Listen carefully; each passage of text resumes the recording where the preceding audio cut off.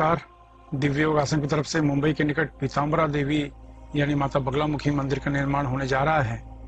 आपसे सहयोग की अपेक्षा रखते हैं। अगर आप सहयोग करना चाहते हैं तो आप बैंक ट्रांसफर, पेटीएम या यूपीआई के द्वारा दान कर सकते हैं और यह दान इनकम टैक्स के आयकर धारा एटीजी के अंतर्गत टैक्स में छूट का लाभ भी ले सकते हैं। इसके बारे में अधिक जानकारी नीचे डिस्क्रिप्शन में दी गई है। इसके अलावा मुंबई के निकट वज्रेश्वरी में 2 दिन का बगलामुखी साधना शिविर संपन्न होने जा रहा है। इसमें 1.25 लाख मंत्र से लेकर 5 लाख मंत्र का विशिष्ट अनुष्ठान होगा और यह जो अनुष्ठान है मुद्रा के साथ होगा, जिसकी वजह से अनुष्ठान की शक्ति और बढ़ जाती है।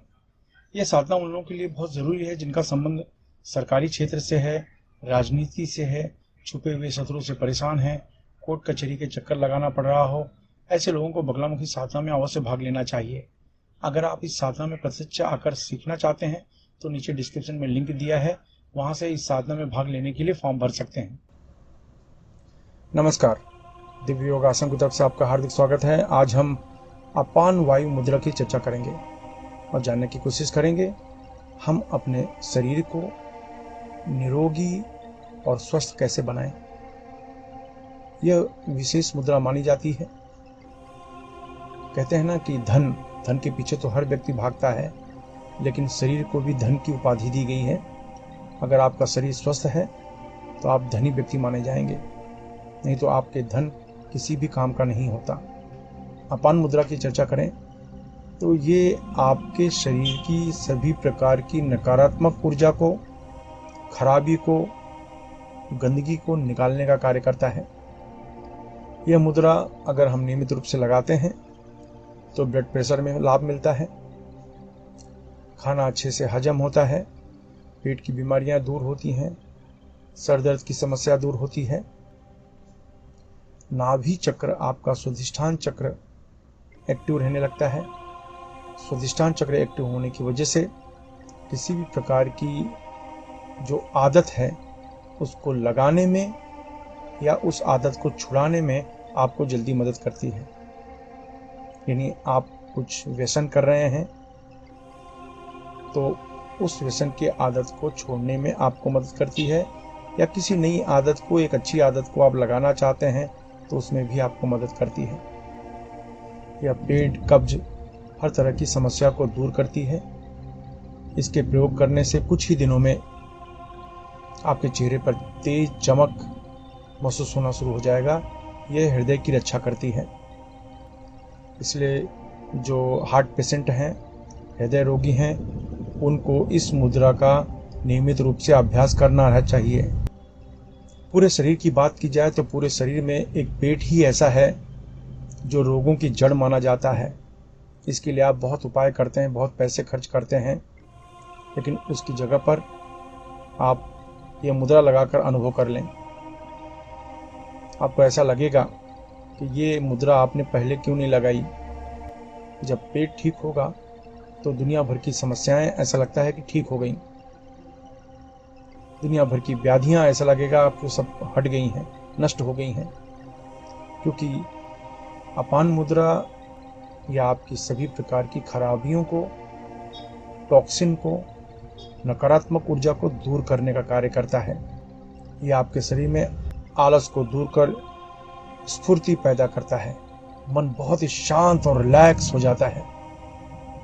यह मुद्रा हर व्यक्ति को करना चाहिए। जो लोग जो साधना के फील्ड में हैं, पूजा, व्रत, उपवास, इस तरह की विधियों का अभ्यास करते हैं, उनके लिए ये कंपलसरी माना गया है।